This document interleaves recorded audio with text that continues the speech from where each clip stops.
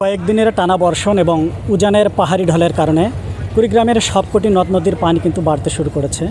দর্শক, পানি বৃদ্ধির ফলে তিস্তা নদীতে প্রচণ্ড ভাঙনের কিন্তু সৃষ্টি হয়েছে। আমি এই মুহূর্তে দাঁড়িয়ে আছি কুড়িগ্রামের বিদ্যানন্দ ইউনিয়নের কালীর মেলা এলাকায়। দর্শক, আমি যদি এখানে দেখাতে চেষ্টা করি আপনাদের যে এই এলাকায় কিন্তু নদীতে প্রচণ্ড রকমের ভাঙন সৃষ্টি হয়েছে।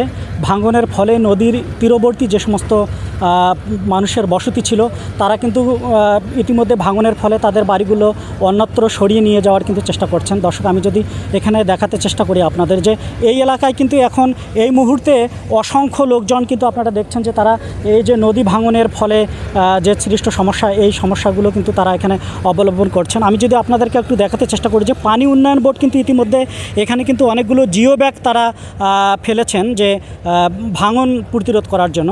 আসলে এটি নিয়েও অনেক এলাকার যে মানুষ তাদের কিন্তু ক্ষোভ রয়েছে যে পানি উন্নয়ন বোর্ড শুধু যখন নদী ভাঙন শুরু হয় তখন কিন্তু তারা তাদের এই জিও ব্যাগগুলো স্থাপনের চেষ্টা করে, কিন্তু যখন খরা মৌসুমে কিন্তু পানি উন্নয়ন বোর্ড নদী ভাঙন প্রতিরোধের জন্য তারা যে বন্যা প্রতিরক্ষার জন্য যে সমস্ত প্রতিরোধ ব্যবস্থা গ্রহণ করা দরকার সেই ব্যবস্থাটা কিন্তু তারা গ্রহণ করে না। যার কারণে কিন্তু এটি নিয়েও এলাকার মানুষের সাথে আমরা কথা বলেছি, এটি নিয়ে তারা অনেক ক্ষোভ এবং অসন্তোষ কিন্তু তারা প্রকাশ করছেন। দর্শক, এখানে একটি প্রাইমারি স্কুল আছে, কালীরহাট সরকারি প্রাথমিক বিদ্যালয়। আপনারা দেখছেন যে স্কুলটিও কিন্তু ঝুঁকির মধ্যে, অর্থাৎ যদি যে ভাঙন ইতিমধ্যে সৃষ্টি হয়েছে এই ভাঙন অব্যাহত থাকলে হয়তো এই স্কুলটি অল্প কিছুদিনের মধ্যে নদীগর্ভে বিলীন হয়ে যাবে। দর্শক, আমি যদি এখানে আপনাদেরকে একটু দেখাতে যদি চেষ্টা করি যে এই এলাকাতে কিন্তু এই মুহূর্তে কিন্তু এই যে বাড়িগুলো রয়েছে নদীর তীরবর্তী বাড়ি, তাদের অবস্থা একেবারে সন্নিকটে, ভাঙনের মুখে তারা রয়েছেন। সম্ভবত অল্প কিছুদিনের মধ্যেই এ সমস্ত বাড়িঘর দোকানপাট কিন্তু এই এলাকার কিন্তু ভেঙে যাবে। এখানকার মানুষ তারা কিন্তু নির্ঘুম রাত্রি তারা উদযাপন করছেন ভাঙন আতঙ্কে।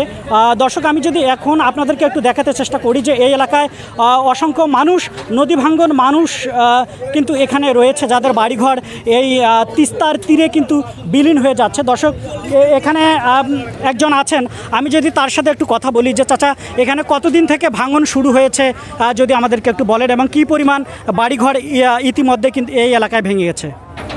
এই যে 4-5 দিন আগ থেকে এখানে ভাঙতিটা চাপছে। আগে ভাঙতি ছিল না, আগে মনে করে যেখানে বস্তা ছিল ফেলা তখন থেকে ছিল না। ভাঙতি এই 4-5 দিনের ভেতরে মনে করে এতটুকু জায়গা ভাঙি গেল, এই বাজারটারও ভাঙি গেল এই 4-5 দিনের ভেতর। পানি উন্নয়ন বোর্ড কোনো ধরনের পদক্ষেপ নিচ্ছে? পানি উন্নয়ন বোর্ড তো আগে থেকে মনে করো যে পরিস্থিতি নিলে গেলে ভাঙতো না, যখন ভাঙতি শুরু হয় তখন পানি উন্নয়ন বোর্ড আইসি। তার আগে যদি খরালি মৌসুমে কাজ করতো তাহলে তো ভাঙতো না। আচ্ছা দর্শক, এখানে আরও অনেকেই আছে, আমরা যদি একটু তাদের সাথেও কথা বলার চেষ্টা করি। এখানে যারা আপনারা দেখছেন যে পানি উন্নয়ন বোর্ড যে কাজটি করছে এখানে জিও ব্যাগ ফেলানোর জন্য, নদী ভাঙন প্রতিরোধের জন্য, মানুষ কিন্তু সেটির অপেক্ষা আছে যে যদি কিছুটা হলেও ভাঙন প্রতিরোধ করা যায়। এখানে আরেকজন আছেন, আমি যদি একটু তার সাথে কথা বলি। ভাই, কি পরিমাণ বাড়িঘরে পর্যন্ত ভেঙে গেছে এই এলাকায়? 1 গ্রাম বাড়ি ঘর ভাঙি গেছে, নিম্ন হলে 50-60 ঘর ভাঙি গেছে। যদি এরকম বন্যা অব্যাহত থাকে তাহলে তো থাকার মতো তার কোনো জায়গা নেই। আচ্ছা, এখানে আরও একজন আছেন, আমি যদি তার সাথে কথা বলি। আপনার কি বাড়ি ভেঙেছে কিনা বা কি অবস্থা? বাড়ির ভেতরে, ওদের বাড়ি এখানে অনেক দূরে আমার বাড়ি। কি পরিমাণ বাড়িঘর এখানে ভেঙে গেছে? 50-60 পর্যন্ত ভেঙে গেছে।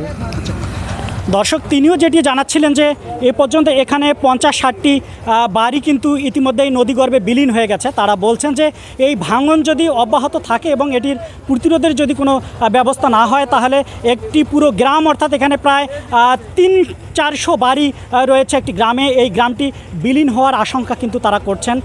এবং এখানকার যারা স্থায়ী বাসিন্দা রয়েছেন আমরা তাদের সাথে কথা বলছি, তারা বলছেন যে এই ভাঙন প্রতিরোধ করার জন্য পানি উন্নয়ন বোর্ডের একটি দীর্ঘমেয়াদী পরিকল্পনা এবং বিশেষ করে খরা মৌসুমে তারা যাতে এই ভাঙনটি প্রতিরোধের ব্যবস্থা গ্রহণ করবে এমন কথা কিন্তু তারা জানাচ্ছেন।